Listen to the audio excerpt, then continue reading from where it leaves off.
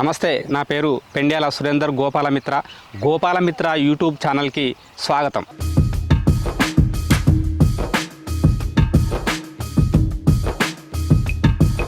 నేను ఈరోజు ఒక ముఖ్యమైన విషయంతో మీ ముందుకు వచ్చాను. మన దేశీ పశువులు, విదేశీ పశువులు, అన్ని పశువులలో కురమ వ్యాధి అనేది వస్తుంది. ఇది ఎలాంటి సందర్భంలో వస్తుంది, ఈ వ్యాధి లక్షణాలు ఎలా ఉంటాయి పశువులలో, ఈ వ్యాధి వ్యాప్తి ఎలా చెందుతుంది అనేది మనం తెలుసుకుందాం. కురుమ వ్యాధి సోకిన పశువు యొక్క లక్షణాలు మనం ఎట్లా గమనించాలి, ఆ లక్షణాలు ఎలా ఉంటాయి అనేది తెలుసుకుందాం. వ్యాధి సోకిన పశువు నోటి నుండి సొంగ కారుట, కండ్ల నుండి నీరు కారుట, ముక్కు నుండి స్రవాలు బయటికి కారుతూ ఉంటాయి. వణుకుతూ పశువు లేవలేని పరిస్థితిలో ఉంటుంది. ఒక కాలుకు నొప్పి స్టార్ట్ అయి కొద్ది గంటలలోనే మరో కాలుకి వస్తుంది. అంటే 4 కాళ్ళకు మొత్తం నొప్పులు వచ్చి, ఒళ్ళు నొప్పులు వచ్చేసి పశువు పడుకొని లేవలేని పరిస్థితిలో ఉంటుంది.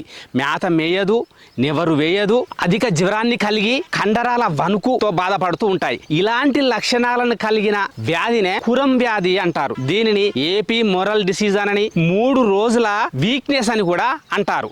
ఈ వ్యాధి లక్షణాలు 3 రోజులు ఉండి తొందరగా ఈ వ్యాధి సోకుతుందో మళ్ళీ అంత తొందరగానే కోలుకుంటుంది.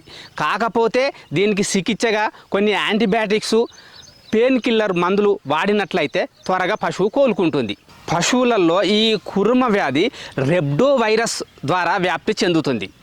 అయితే వెనకటి రోజులలో ఏం చేసేది, ఈ వ్యాధి వచ్చినప్పుడు ఇది వాతం అనుకొని వాళ్లకు ఆ వ్యాధిని గుర్తించలేక పశువుల్ని కాల్చేది, వాతలు పెట్టేది.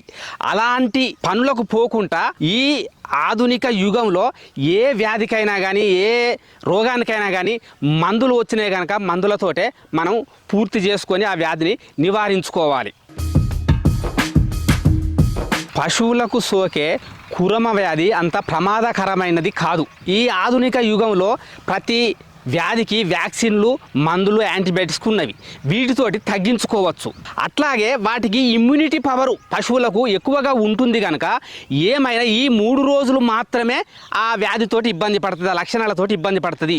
3 రోజులల్లా దానంతటా అదే కోలుకొని కూడా ఈ 3 రోజులలో ఒకవేళ పాలిచ్చే పశువులు కనుక ఉన్నట్లయితే పాలు తగ్గిపోయే అవకాశం ఉంటుంది. ఈ 3 రోజులు నెవరు వేయదు, మేత మేయదు, నీళ్లు తాగదు కనుక దీనితోటి పాల మీద ఎఫెక్ట్ పడే అవకాశం ఉన్నది. ఒకటి దుక్కిటి ఎద్దులు, పని చేసే ఎద్దులు కూడా కొంచెం పని ఈ మధ్యకాలంలో పని చేయలేవు. ఒక వారం 10 రోజులు కనుక పని చేయలేవు, ఎందుకంటే మేత మెత్తలేవు కనుక పని చేయలేవు. అంతే తప్ప ప్రతి దానికి వ్యాక్సిన్లు లేదా మందులతోటి తగ్గించుకునే అవకాశం ఉన్నది.